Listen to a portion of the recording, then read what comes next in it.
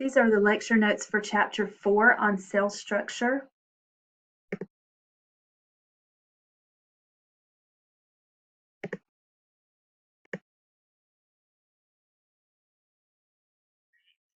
going to set this up.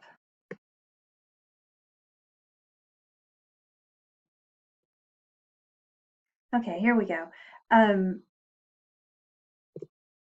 So this is the chapter really that introduces cells, and the cells are the basic unit of living things. So in fact, Bio 111 is General Biology 1 is dedicated primarily to the study of cells, whereas Bio 112 is dedicated more toward studying each individual type of living thing. So it's broken down into plants and animals and that kind of thing. But in Bio 111, we just study cells in general for the most part, and that's the majority of the course.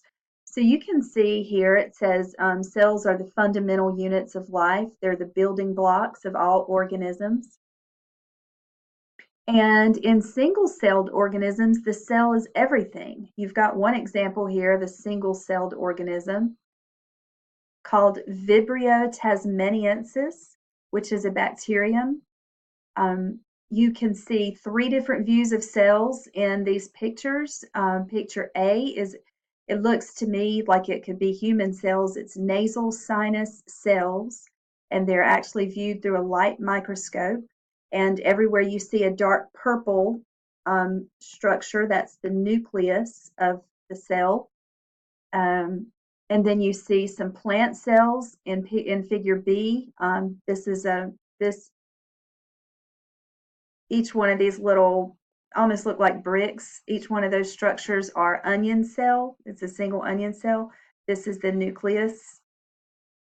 So you can see that there is a plasma membrane and then a cell wall on the outside of that. So there are two layers surrounding those plant cells. That's one of the differences between plant and animal cells, is that there is a plasma membrane and a cell wall in plant cells, and just a plasma membrane in animal cells. Now, we learned in Chapter 1 that living things are organized, and multicellular organisms like plants and animals and most fungi are organized in a hierarchy, starting with the cell. So the cell is the basic unit, and then groups of cells connect and form tissues. We have 4 types of tissues in the human body. Several tissues combine to form an organ. If you take, for example, an organ like the heart is composed of muscle tissue, primarily cardiac muscle, and it's composed of connective tissue. In the form of, we call them heartstrings. They're actually called chordae tendineae that hold the valves to the wall of the heart. They are composed of epithelial tissue, which forms the inner and outer lining of the heart, and nervous tissue. There are nerves that actually set the pace of the heartbeats and can speed up and slow down the heart rate. So that's just an example of tissues combining to form an organ. And then we have many organs that work together to form an organ system. So for example, in the digestive system, we have the stomach and the small intestines and the large intestines, and we have other organs that work with the digestive system, like the liver and the pancreas and the gallbladder. So an organ system is just a group of organs, and all the organ systems together make up the entire organism. So for the human organism, we have 11 organ systems. But we're going to study the cell in this chapter. So the size of cells vary. So you have to use different pieces of equipment. Most cells are too small to be seen with just your naked eye, even with a magnifying glass. So we have microscopes, and the microscope is really the tool of the biologist. It's the main primary tool of the cell biologist. And in general biology, that's one of the things we focus on in lab. Taking this lab online, we don't get to use the microscope, and which bothers me a little bit, but the kit is a lot more expensive whenever you have to include a microscope in it. So we look at our microscope slides online. There are some online virtual microscopes, but they just aren't, it's not the same thing.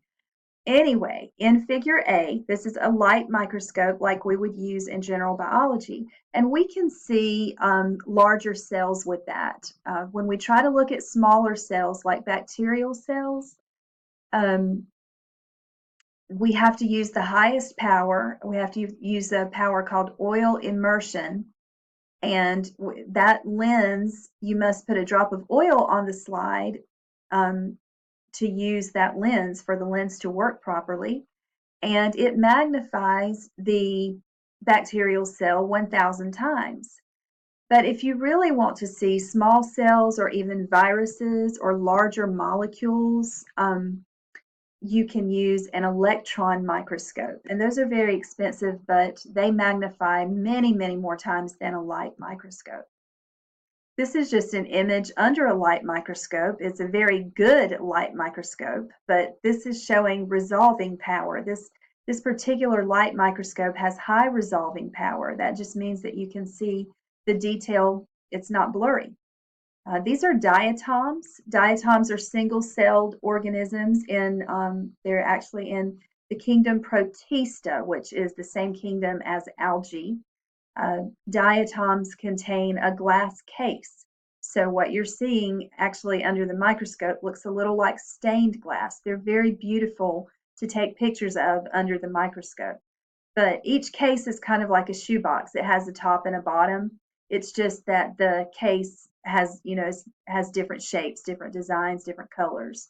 So diatoms are very interesting, very beautiful to look at, to study under the microscope. So resolving power is important in microscopes, and magnification, the amount of times that you can blow up or magnify your object, is very important. So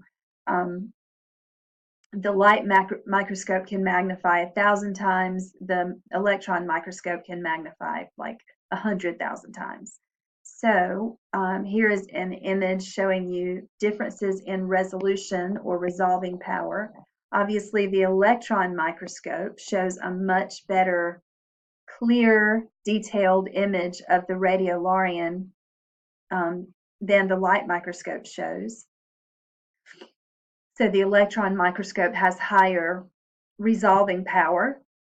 Another thing that we do sometimes with light microscopes, technically, is called a compound light microscope because it has two lenses. But light microscopes use light. Some of them you just use a light bulb, a lamp, and some of the older ones actually you just have to be in the sunlight. They just use the light source that you are using. So the light from the light in the room that you're in, or light from a window. But we have lamps or light bulbs in our microscopes these days. The older ones just didn't. But the point is that the way that you view your cells is with light. And so another thing that makes them easier to view is to stain them. You can see here, this cell has not been stained. I can see it, but it's still just really hard to see. But once it's stained, I can see it a lot better. And then this is another example. These cells are stained blue on a more of a white background or a gray background. So we have to use stain a lot with looking at cells under the light microscope. Now, this top image is using a scanning electron microscope, which is more for viewing the surface of a cell. And then the bottom image is using a transmission electron microscope, which can show three-dimensional. I said it backwards. I am so sorry, and I'm not going to re-record this. I said it completely backwards. The scanning electron microscope shows the three-dimensional view, and you can see these red blood cells you can see the three-dimensional shape. They almost look like a donut that didn't quite form. The hole didn't quite go all the way through. They're shaped like the top and the bottom of the cell is indented, so they're called biconcave. But those are red blood cells, and you can see their three-dimensional shape. And then the transmission electron microscope can show you the surface, fine detail of the surface of a cell. Cell theory, the cell theory is an underlying principle of biology, and it says that cells are the basic units of life. All organisms are made of cells, or at least one cell, and all cells come from pre-existing cells. So cells don't appear by magic. They're not made by non-living things. New cells come from old cells that divide. So cells have four common components. No matter what type of cell it is, it's going to have a plasma membrane enclosing the cell, kind of like the cell's skin. And then the inside of the cell is called the cytoplasm, and the fluid on the inside is called cytosol. And it's more of a gel or a thicker fluid. It's not thin and watery. So the cytosol is the fluid, the cytoplasm is everything inside the plasma membrane. So the cytoplasm would include the organelles and the cell parts. The DNA is the genetic material, and all cells contain DNA, but the DNA is not always located within a nucleus. Only some cells have nuclei. And then all cells contain cell parts called ribosomes, and the ribosomes in this picture are the little dots. Ribosomes make proteins. They synthesize proteins, so they're very important. There are two types of cells. Cells without a membrane-enclosed nucleus, without a nucleus, are called prokaryotes. So prokaryotes lack a membrane-enclosed compartment called a nucleus. They do not have a nucleus. Their DNA is located in a special region called the nucleoid region. Most prokaryotes, all of them have a cell wall. If they're bacteria, their cell wall contains a chemical called peptidoglycan. Other prokaryotes in the domain Archaea have a cell wall made of a different chemical. And organisms in two domains, Archaea and bacteria, are prokaryotes. They're all unicellular and they're all prokaryotes. It's the third domain, Eukarya, that has eukaryotic cells. So looking at the structure of a prokaryotic cell, instead of having a nucleus, the DNA is located in it's just a region in the cell called the nucleoid. It doesn't have a membrane around the DNA. It's just located in just an area inside the cell. It's called the nucleoid region. Prokaryotic cells contain ribosomes, sort of floating in the cytosol. The cell membrane or plasma membrane, I'm more likely to call it a plasma membrane. It doesn't really matter. It's just what I'm used to. But the plasma membrane is on the very inside, and then the cell wall is outside of that. And you can see in this particular prokaryotic cell, there's a capsule outside the cell wall. So it goes plasma membrane, cell wall, and then capsule as far as the order from inside to outside. There are structures called pili, and this one has a tail called a flagellum, kind of like a sperm. It helps it move.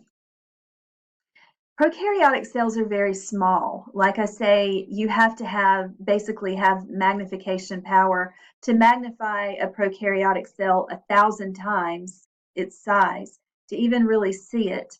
And then you can't see a lot of detail with a light microscope. Prokaryotic cells are just really small compared to eukaryotic cells.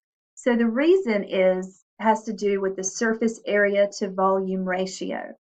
The larger that surface area is compared to the volume, the healthier that cell is going to be.